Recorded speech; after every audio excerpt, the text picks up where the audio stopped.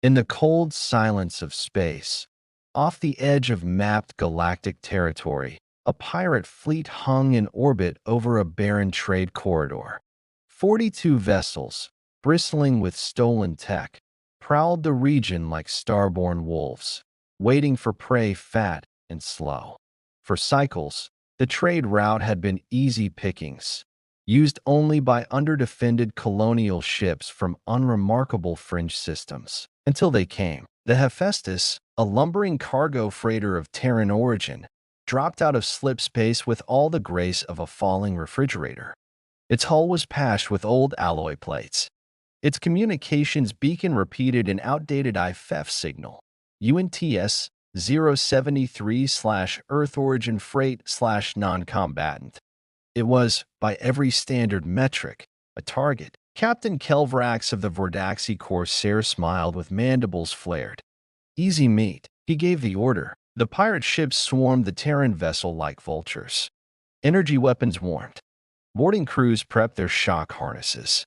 Demands were transmitted across the local spectrum: surrender, strip engines, hand over cargo, or die. The Hephaestus didn't respond. 5 seconds later, 3 of the pirate vessels detonated simultaneously. What? Kelvrax sputtered as his console blared a proximity warning. The Hephaestus unfolded. That was the only word the surviving pirates would use later. The ship unfolded, its cargo haulers detaching, revealing automated turrets and rail cannons hidden under false plating. Plasma shielding expanded, humming with angry heat. What had looked like rust was ablative paint. It had never been a freighter. It had been a trap. Before Kelvrax could order a retreat, the human vessel opened fire. Not in measured volleys. Humans didn't do restraint in war. They fought like their world had taught them. Total and overwhelming. The pirate fleet evaporated in minutes, and as the last of his bridge burned and air vented into the void, Kelvrax saw a message blinking on a cracked screen. Warning, you have engaged a Terran merchant convoy. Retaliation authorized. This action will be recorded and reported to the Terran Concordance. Have a nice day. Far away, in the gold-veined halls of the Galactic Council of Species, panic took the shape of a closed-door emergency session. Ambassadors of 100 races, most of whom had not fought a war in generations, gathered in muted fear. This is unacceptable, hissed Counselor Threx of the Shitari hegemony. A merchant vessel is not supposed to destroy an entire fleet. Those weren't merchant weapons, barked Cholneric, a bloated slug from the Dread Confederacy. Those were military grade, at least Class 5. This Terran Concordance must be held accountable. High Counselor Inri, one of the few species that still maintained an intelligence division, stood slowly. Her avian eyes scanned the room. We knew Earth was developing rapidly, but we did not expect this. A hush fell. They destroyed a pirate fleet without warning, without hesitation, she continued, and then filed a formal salvage claim with the sector registry within 12 hours. They filed a claim, one diplomat echoed in disbelief, with itemized lists of recovered goods and debris masses accurate to 4 decimal places. The chamber murmured. Counselor Inri took a breath. We have to face facts. Humanity has arrived. In the Council's vast databanks, Earth was still filed under Developing System Limited Contact, a yellow zone world once dismissed as biologically unstable and culturally volatile. Their atmosphere had carbon pollutants, their biology was rife with microbial codependence, and their societies had spent most of their recorded history in conflict with each other. There had been concerns they might self-destruct before achieving slip space. Instead, they'd survived, then thrived. And now, they had punched above their weight with such violence that galactic attention was unavoidable. To many, they were an anomaly. To others, a threat. The Council's appointed observer, an amphibious scholar named Yulo, reviewed the black box recordings of the Hephaestus incident in quiet horror. The human ship hadn't just fought. It had anticipated. Its weapons systems had been configured to target the Vordaxi fleet's most vulnerable modules. Its countermeasures had been preloaded with code to scramble pirate AI. It had even hacked their comms to broadcast a message of surrender while launching its first strike. Deception, Yulo whispered aloud, trembling. They used deception and open warfare. He looked again at the footage. Humans wearing armored vacuum suits, moving with terrifying coordination. No visible fear. No pause. Just cold, strategic efficiency.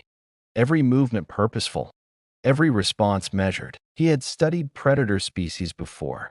He had never seen a sapient species hunt like this. By the time the Council formally dispatched a diplomatic envoy to Earth, the humans were already en route. A massive vessel bearing the Terran Concordance's seal entered galactic territory at Echelon Prime with a single transmission. We are the children of Earth. We do not seek conflict, but we do not run, and we do not kneel. Back on Earth, media across every network platform exploded with images of the Hephaestus victory. Memes bloomed. T-shirts were printed. One popular streamer shouted gleefully on a live feed. We sent one decoy freighter, and now the galaxy knows we're built different. HFY, baby. Hashtag humanity first trended across EarthNet.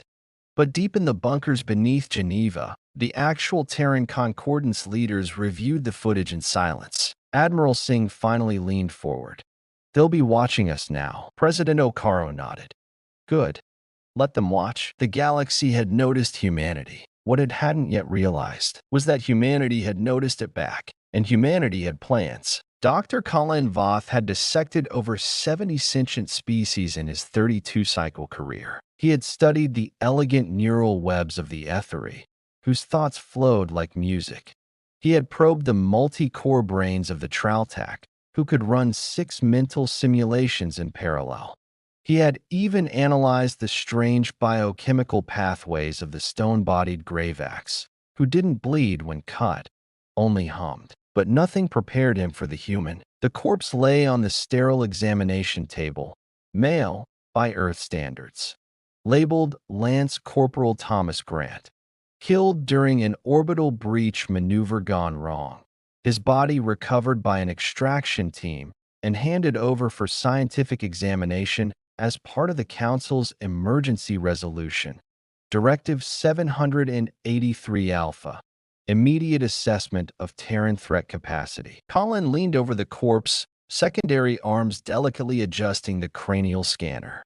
His 2 assistants, a young insectoid named Arquette and a floating neural sponge named Pole, watched in silence. Begin scan, Colin said. A soft hum filled the chamber as the neuromapper activated, sweeping over the Terran's skull. Preliminary results. Dr. Arquette bust. The prefrontal cortex is unusually large for a mammalian species. High density of emotional processing regions. Colin frowned. Emotional processing? That's inefficient. Yes, doctor. Strong indicators of reactive aggression, complex fear structures, attachment, and grief. Colin peered into the monitor. Their neural architecture prioritizes emotion over logic, or perhaps alongside it, Pole murmured. They seem to act with both. Colin's upper lip twitched. Impossible. Emotion is a relic. Logic ensures survival. Humans appear to disagree, Arquette said softly. Colin moved to the chest cavity, where the rib cage had already been split open. The lungs were collapsed, the heart punctured from explosive decompression.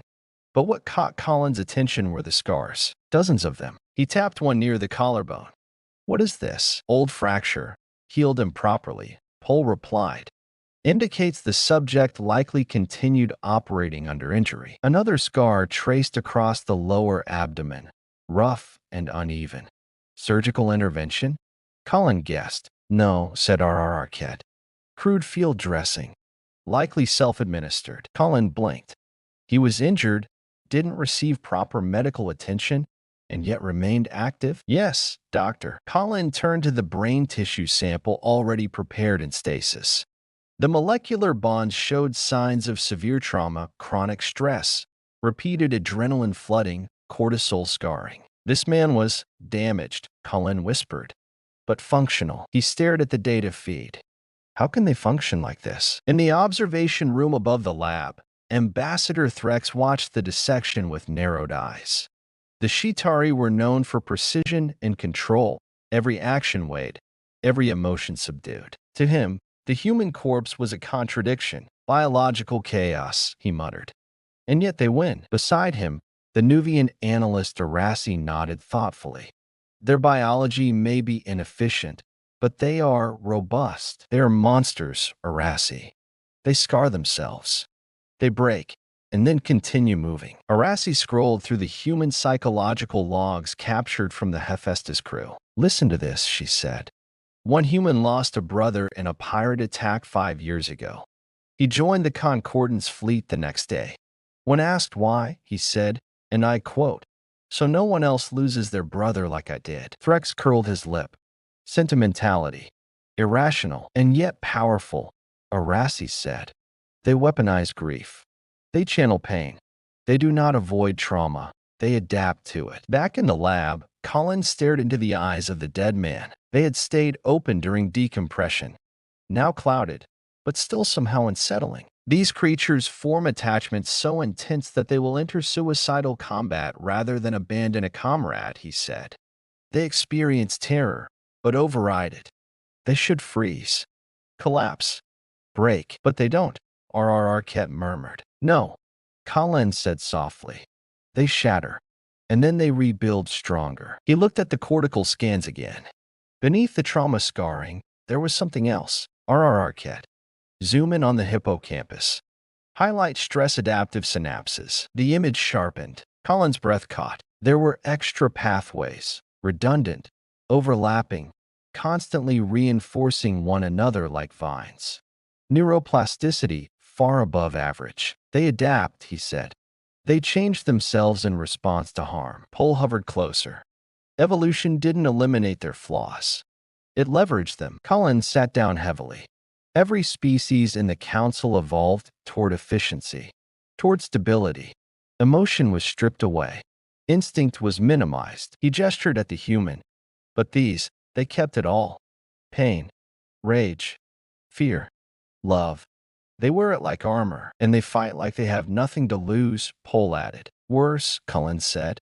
They fight like everything is worth losing for. Hours later, Cullen submitted his official report. Subject, Terran combatant, autopsy analysis. Conclusion, highly volatile species, biologically redundant and inefficient.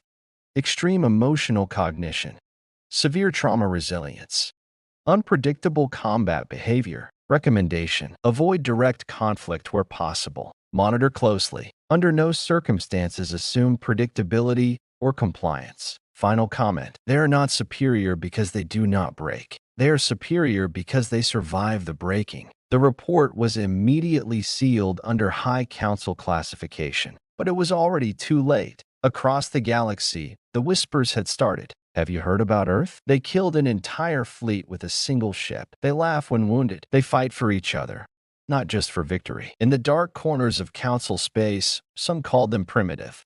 Others called them mad. But one word spread faster than any other. Terrifying. Admiral Riken Mall of the Zinthari Naval Command stood in the War Archive chamber, surrounded by towering holoscreens projecting humanity's combat history. The files had been decrypted reluctantly, purchased from rogue information brokers after the Council had failed to establish a formal information-sharing treaty with Earth. He had ordered a full analysis of Terran war patterns, expecting the usual tribal squabbles and resource scuffles common among developing species. What he found chilled him more than the cold void of space. Wars. Endless wars. Not just skirmishes or territory disputes, full-blown, civilization-threatening conflicts. Entire continents consumed in flames. Cities reduced to ash. Weapons built not just to win, but to annihilate. And through it all, the humans survived. No. Worse, they grew stronger. Bring up Earth year 1939 to 1945, he ordered. The holoscreens reshaped themselves. A world map appeared, lines of movement and battles cascading over it in layers. Red for death, black for famine, white for displacement. It was chaos. Estimated civilian casualties, the AI assistant said, 50 to 70 million. Riken turned, aghast. That's a miscalculation. That many, in 6 years, confirmed, the AI responded. The humans call it World War II. And then came the kicker. This conflict laid the foundation for their most significant technological explosion. Within 20 years, they were in orbit. Within 40, on their moon. Within 80, they began the early stages of space colonization. Riken's mandibles clicked in disbelief. They advanced by burning themselves alive? Yes, Admiral. It didn't make sense. Pain was supposed to halt progress. Trauma was supposed to stunt development, not fuel it. Far below the Council's inner sanctum, in a private think tank known only as Vault 6, the Sathi information engineers had reached a disturbing consensus. Terran advancement did not follow a linear trajectory. It followed crisis. For every technological leap, there had been a preceding catastrophe. Each war, plague, collapse, or failure didn't slow them. It transformed them. One Sathi analyst compared it to metallurgy. Humans, she said, are like iron, brittle on its own, but strike it with enough force, heat it in fire, and hammer it over and over again. You get steel. That steel now drifted through Council space in the form of ships with names like Resolute, Dauntless, and Black Veil. They weren't sleek or elegant. They weren't meant to impress. They were meant to end things. No warning. No mercy, no hesitation. On a medical frigate just outside the Telmari Expanse, Lieutenant Dana Core was treating a Terran Marine who had taken a plasma shard to the abdomen. She had worked with dozens of species before, from photosensitive ethereal types to six-hearted combatants whose blood burned oxygen.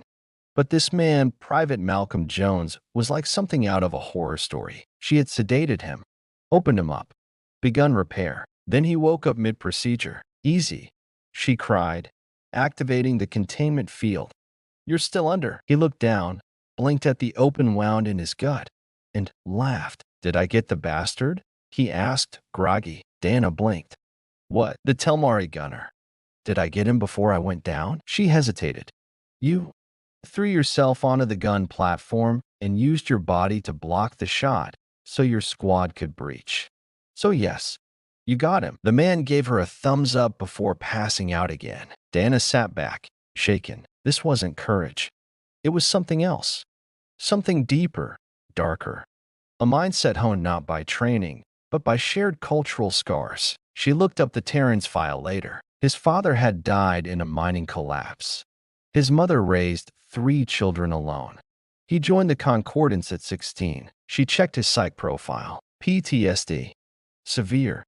Untreated. He had volunteered for frontline duty. Back in Vault 6, the Sathi drew one final conclusion. Humanity's most dangerous weapon wasn't their ships. It wasn't their soldiers. It was their collective trauma. Because where other species broke, humanity bonded. Where others retreated, humanity adapted. Where others hesitated, humanity charged. They didn't just suffer through fire. They carried it with them. And when they fought, they didn't fight to win territory or even survival. They fought for each other.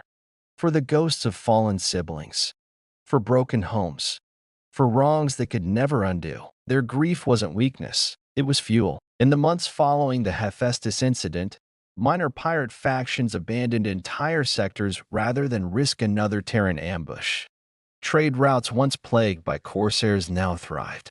Human freighters traveled in pairs, never alone, and each one flew under the unofficial banner of the Terran motto that had spread across the stars. We do not come in peace. We come in preparation. Diplomatic channels flooded with messages from mid-tier powers, curious about trade, about alliances, about protection. Protection from whom? They never said aloud, but the Council knew. The humans weren't expanding. The galaxy was folding toward them. Somewhere in the outer reaches, a rogue warlord asked his captured Terran prisoner, "Why do you keep fighting when you know it hurts?" The human, bloodied and grinning through a broken jaw, said, "Because we remember what happens when we don't." Commander Alia Tenrev studied the star chart, her 4 eyes narrowing in disbelief. "Run the scan again," she ordered. The NAV officer, a skittish Myri named Pez, tapped nervously at his console. "Confirmed, Commander." "The system is gone." Tenrev's mandibles tightened. Gone how? It was their last cycle. All 5 colonial stations, 34 minor habitats, and the trade hub at Arkle Prime. Now, Pez gestured helplessly at the hologram. The system was empty. Not destroyed, emptied. As if every structure, ship, and sign of life had been plucked out of existence. No radiation signature. No debris. No signal traffic. Did they evacuate? She asked. Impossible. The entire network was self-contained. 2 million non-citizen residents. We'd have picked up the warp signatures. Tenrev turned to her communications array. Are the Terrans still operating in that sector? Unknown. No official concordance presence. But we intercepted a burst signal, short-range, tight beam.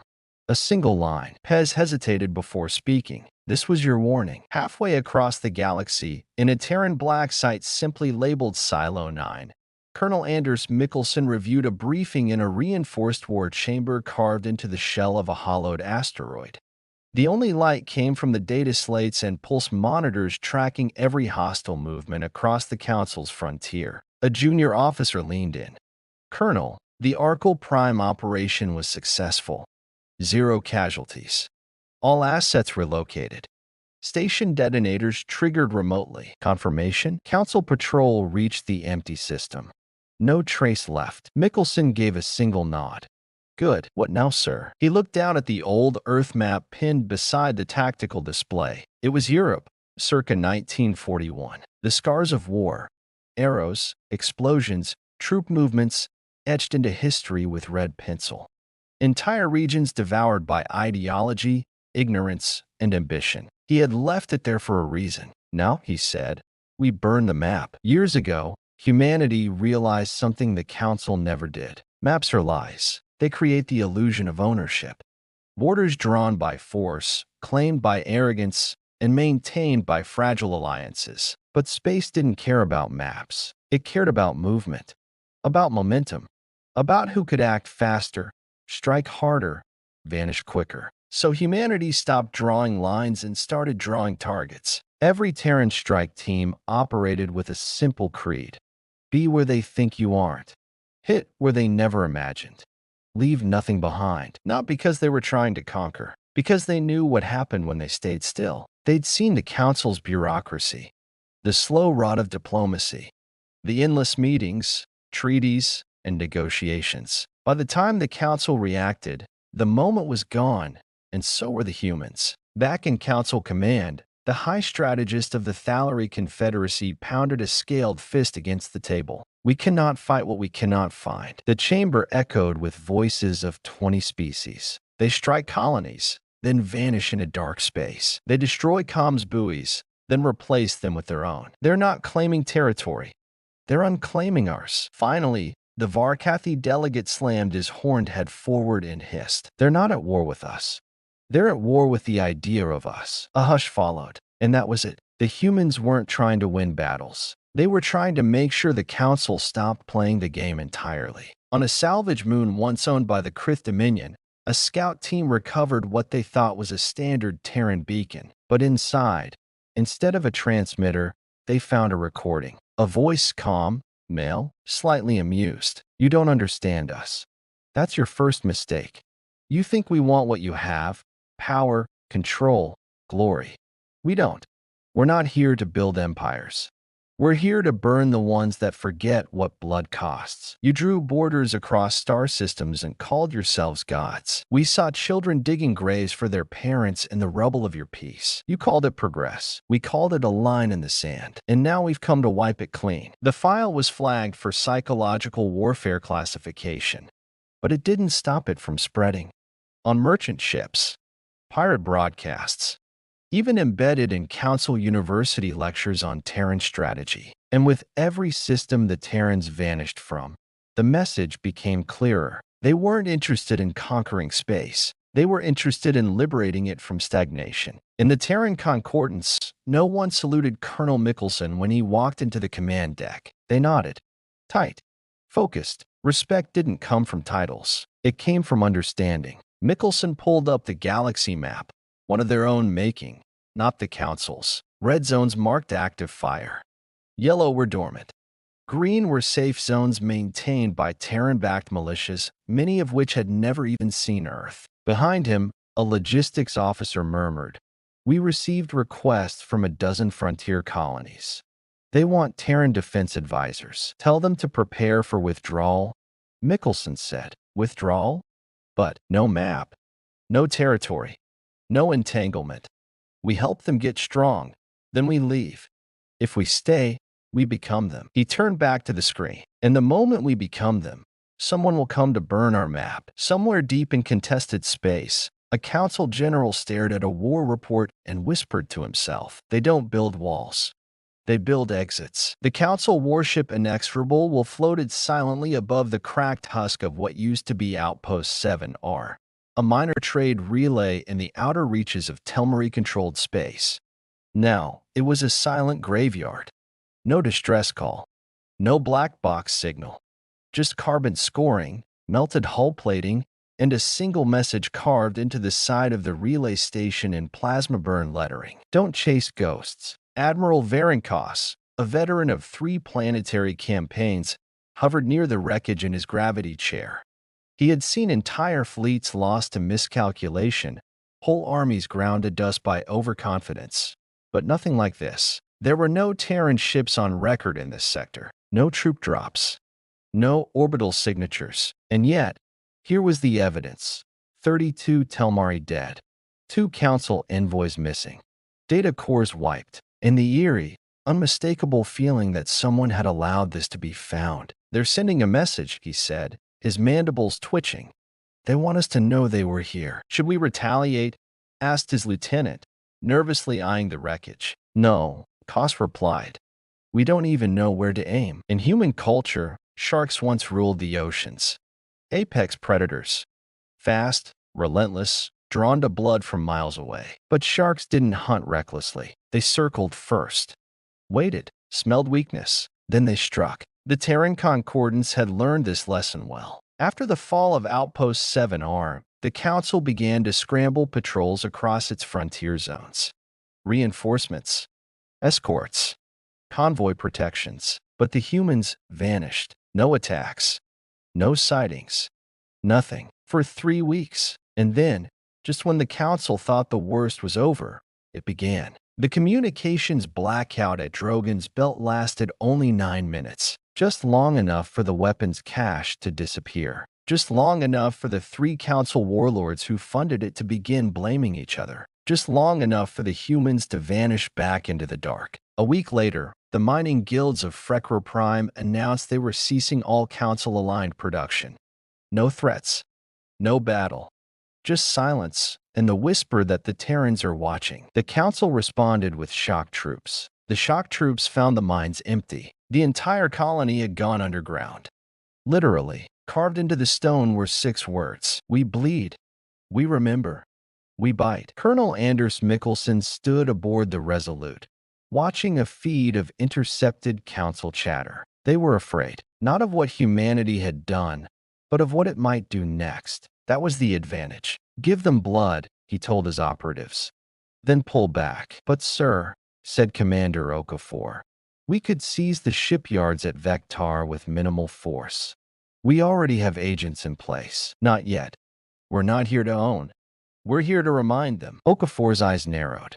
Remind them of what? Mikkelsen didn't look away from the screen. Of what happens when prey bites back. In council space, a term began to circulate in hushed, fearful tones. The blood doctrine. No official record existed.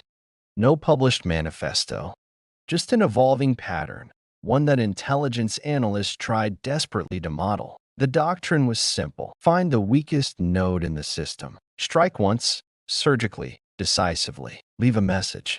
Something personal. Disappear. Wait for the blood to spread. Like a shark in the water, the Terrans didn't go for the strongest ships or fortified planets. They went for the soft tissue, the arteries, the vulnerable. And with every strike, the Council's own leadership began to fracture. Paranoia bloomed like infection. Who leaked the outpost coordinates? Why weren't we warned? Who authorized the shipment without escort? The Terrans didn't just kill their enemies. They made their enemies kill themselves with suspicion and fear. Aboard the Terran stealth carrier Ghost Veil, Commander Lien Novak trained new recruits in what she called impact protocols. Your job isn't to destroy fleets, she told them. That's loud. That's expensive. Your job, she said, pacing the briefing room, is to be water in the lungs. A slow, creeping dread. She tapped her slate. A series of still images appeared. Council facilities in disarray, command centers abandoned, patrols overwhelmed without ever seeing their attacker. Your orders are not to conquer. They're to haunt. She paused. And if you're caught, remember this. No surrender. No rescue. Because the ghost that leaves a body behind becomes a story. And stories are how we win. The council began to collapse in strange places first. A trade guild defaulted because its convoys kept going missing. A minor aristocrat defected after a Terran operative left a data chip on his pillow, proof of corruption. Entire colonies quietly cut ties, opting to go dark. In the shadows of the galaxy, a realization spread. If the Terrans target you, no one can help you. Not the council. Not the military. Not your gods. The Concordants hadn't invaded. They had contaminated the concept of council control. They made authority seem hollow, weak, late to act. And now, the waters were red. Back on Earth, deep in the Terran Concordance's war library, a student reviewed ancient texts about guerrilla warfare, psychological destabilization, and fourth-generation conflict. His instructor, a grizzled veteran of the Ember Campaign, leaned over. Understand this, he said. We don't fight wars to win territory. We fight to prove that no one else gets to draw the lines anymore. Why? The student asked. The veteran smiled. Because they drew the lines in our blood. Council Corps Command, Harkonnen Prime, normally a fortress of order, was in disarray. The Great Chamber, once reserved for ceremony and peacekeeping summits, had been converted into a tactical nerve center. Holograms flickered, fractal star maps overlapped, and stress pheromones clung to the air like smoke. Ambassador Vareth Soon of the Krith Dominion slammed a tentacled fist onto the polished table. This is insanity. Over 70 installations compromised, dozens of outer ring colonies silent. And we still don't have a single Terran prisoner, because they don't leave anything behind, hissed the Zygellan envoy. No bodies, no comms, no wreckage worth decoding. Admiral Tenrev's compound eyes swiveled. They leave messages. That's the point. Every attack is a whisper in our ears. You're not safe. You were never safe. General Kator of the Aranth Collective bared her fangs. We must retaliate. Send fleets. Bomb suspected Terran colonies. Force a war of attrition. No, said Counselor Jaskrel, his voice calm and cold. That's what they want. Silence fell. Jaskrel leaned forward. If you fight fire blindly, you burn everything, including yourselves. The humans are provoking a response. Not to win, but to expose our instability. He pointed to the central holomap. Over a dozen Terran strikes in the past cycle, spread impossibly thin. They don't have the numbers to maintain this. Which means either we're facing a decentralized insurgency, he paused, or the Concordance is playing the most dangerous gambit in the history of warfare. On the moon Ganymede, deep in the Terran Concordance Strategic Bureau, Colonel Anders Mikkelsen observed a live simulation of the Council's military deployments. Dots shifted. Routes updated in real time. Mikkelsen's data network had eyes in places the Council hadn't even remembered it owned. Commander Okafor stood beside him, arms crossed. You think they'll take the bait? They already have, Mikkelsen said. He gestured to the screen. They've quadrupled patrols in sectors we haven't touched in months. Rearmed planets we'd never even considered targets. We're not just costing them lives. We're costing them confidence. Fuel. Trust. Time. He tapped a node flashing red. Krellin 5.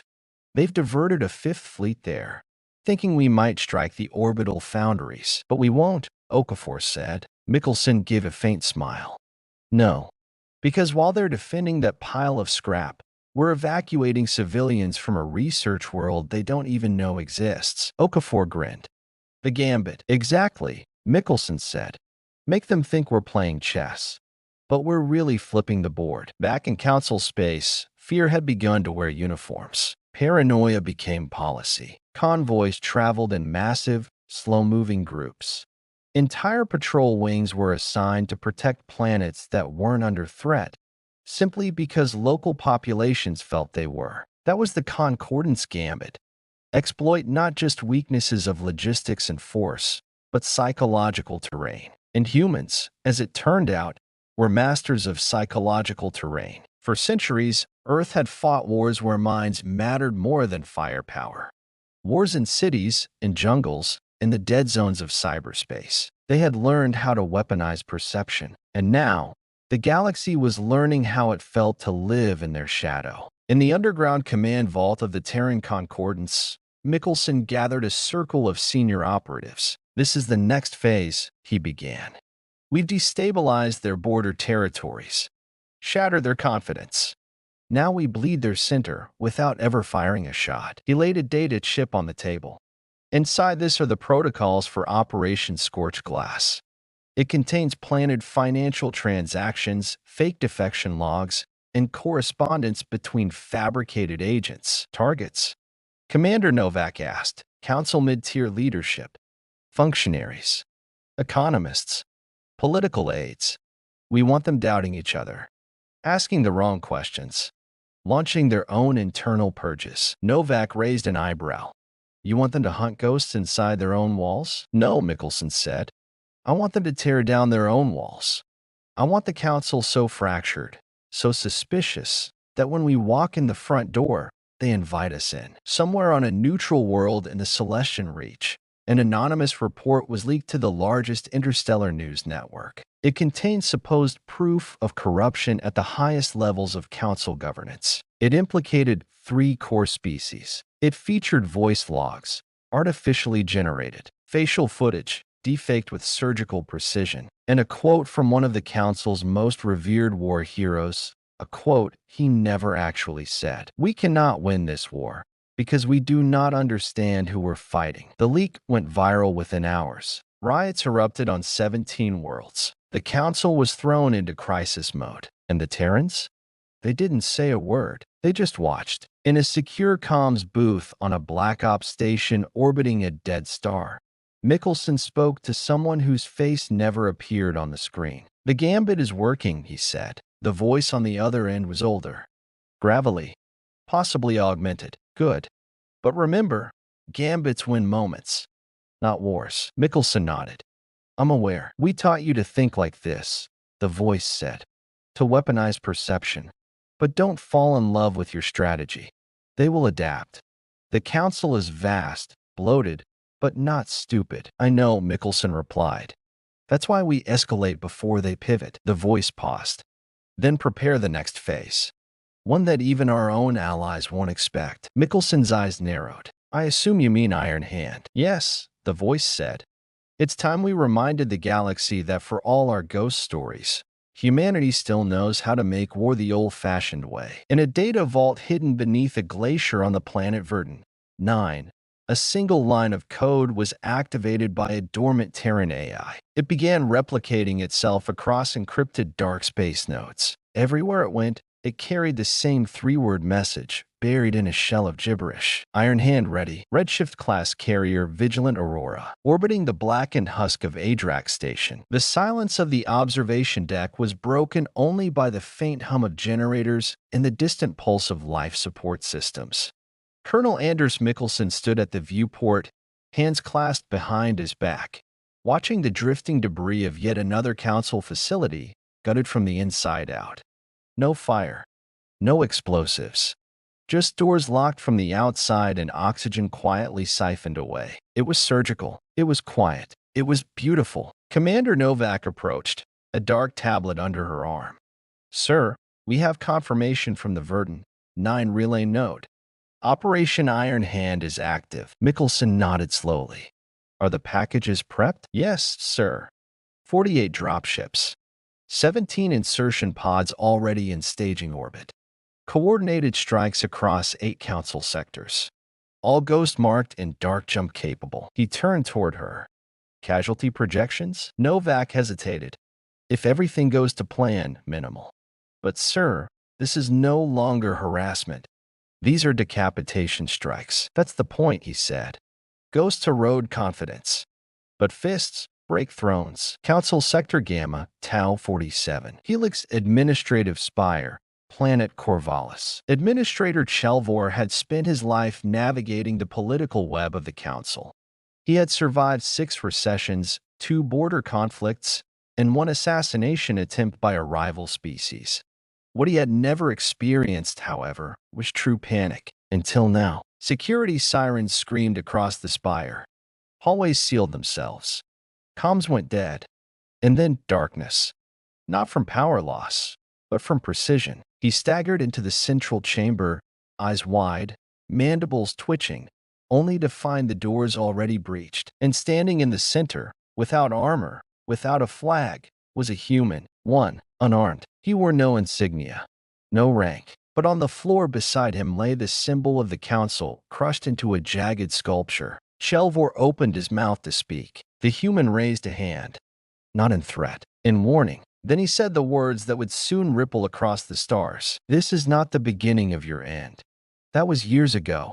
This is the reminder. Terran Deep Command, codename Wraithhold. Mickelson stood before a secure war map, lit only by the blue-white glow of 100 coordinated red icons, blinking in slow unison. Each light represented an operation, a strike team, a political implosion, a shattered alliance. The gambit had been to destabilize. Iron Hand was the execution. Commander Okafor studied the board, her jaw tight. Do we move on full sovereignty declaration? Not yet, Mickelson replied. Let them choke on their own fallout. Make them scramble to patch holes they don't understand. She frowned. Won't that give them time to regroup? Exactly, Mickelson said. Because when they do, they'll expect the old war. Ships, armies, territory. He tapped a blinking light in Council Core World Delta 3. Instead, they'll find civilians who've already pledged neutrality, trade guilds that have stopped paying tribute, and soldiers who no longer believe in what they're fighting for. Commander Novak joined them. All Iron Hand operatives have exfiltrated. 0 losses. Mickelson smiled. They still think we're invading. We're not. He turned. We're infecting. Council Capital, Arquin Prime, Chamber of Sovereigns. Panic had turned to paralysis. Sovereigns argued, threatened, postured, but nothing stuck. Reports came in by the hour. Governors resigning. Security networks corrupted. Key systems compromised from within. Entire worlds had gone dark, not because of force, but because of consent. The people didn't believe in the council anymore. That was the most terrifying loss of all. Not military power, but faith. Vareth Sun screamed into the chamber, this is warfare without war. This is cultural plague. The humans are rotting our foundations. And if we declare full mobilization, another asked. Admiral Tenrev shook his head. Then we lose control. Publicly. We tell our citizens, the humans have already won. They all knew it. They'd spent centuries believing they were the stewards of galactic order. But humans had found a truth deeper than order. They had found doubt. And in doubt, they had planted seeds. And those seeds were growing. On board Ghostvale, Concordance flagship, Mickelson sat with the original architects of the Concordance Directive, veterans, tacticians, historians. They had no uniforms, no medals, just scars and purpose. One of them, a withered woman with cybernetic eyes, lit a cigar and spoke through a voice box. You've made them bleed, Colonel. Now what? Mickelson leaned forward. Now we show them what it means when humanity remembers. He activated a recording, an intercepted broadcast from a council prison colony, recently liberated. A Zygellan guard, beaten but alive, was dragged before a crowd of emancipated laborers. And a human child, no more than 10, looked him in the eye and said, You thought you could break us, but we were forging ourselves the whole time. Iron Hand. Phase 2. Across 8 sectors, Terran operatives began activating Phase 2, the Shatterpoint Protocol. Civil unrest was no longer encouraged, it was engineered. Misinformation campaigns sowed chaos. Power grids were collapsed at key intervals to create controlled panic. Old enemies of the Council, silenced for decades, were suddenly armed, funded, and emboldened by mysterious benefactors. The council responded with force. That was their mistake. In trying to crush the unrest, they only confirmed the narrative the humans had fed the people, that the council was not a government. It was a tyrant. Colonel Mickelson, reviewing the latest reports, allowed himself a rare indulgence, a sip of old Terran bourbon, aged since before the Concordance had even existed. He raised the glass toward the viewport, where a broken council signal buoy drifted past like flotsam. To the dream, he said softly. Novak, beside him, whispered, which one? He smiled. The one where humanity stops being the underdog and starts being the storm. The skies of Verdun, 9 cracked with unnatural lightning as the undercurrent of rebellion surged through its fractured cities. Smoke curled from toppled hollow billboards, their once pristine advertisements now flickering with subversive graffiti, slogans in every council language declaring the end of obedience. Down below, among the ruins of the city's administrative district, Liavas crouched behind a shattered transport crate, her breath shallow and ragged. The terrors of war had taught her to listen to the silence before a storm, and the silence had just shattered. Status, she whispered into her comlink. Pro-council militias are regrouping 2 clicks west, came the reply. But morale is cracking. They're confused, like someone pulled the rug from under their history. Leon nodded. Good.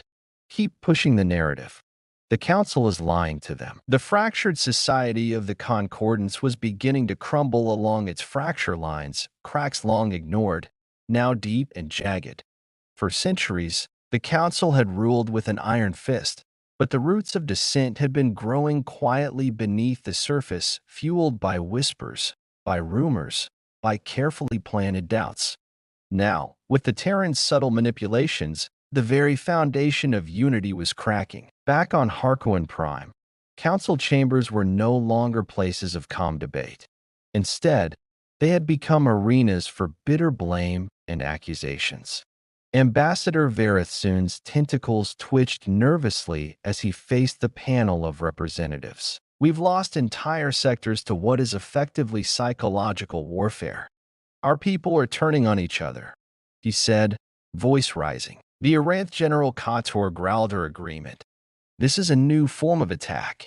Our fleets cannot fight ghosts, and our soldiers are demoralized by insurgencies they can't see. Counselor Jaskrel, once the voice of caution, now looked weary.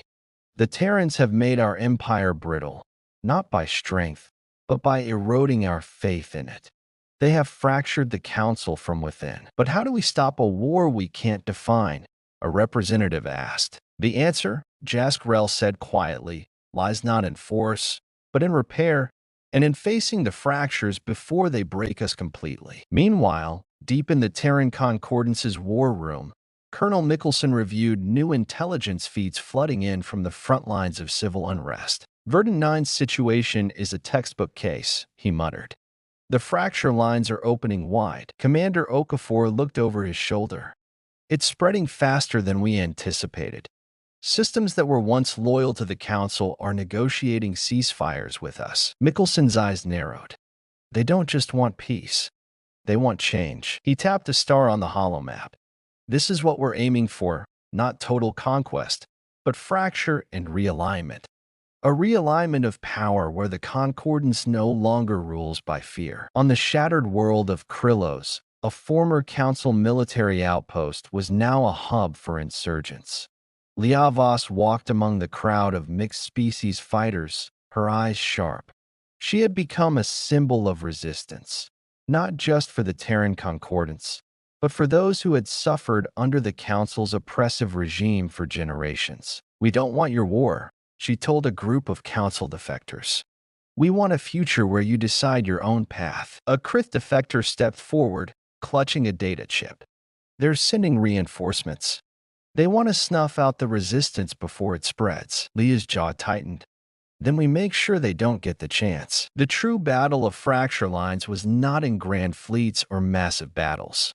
It was fought in whispers, in hacked broadcasts, in the hearts and minds of millions. The Council's hold on its empire was unraveling, and every fissure brought new dangers, but also new opportunities. In the darkness, the Terrans watched, ready to strike wherever the cracks became too wide to mend. The void between stars is often silent, but silence can hide the most dangerous storms. Far beyond the shattered systems and fracturing worlds, a fleet was gathering. Not Terran ships, not Council warships, something else. Nebula Delta 7, Concordance Outer Rim. Admiral Tenrev stared at the data slate, the holographic starfield reflecting in his dark eyes. The reports were troubling.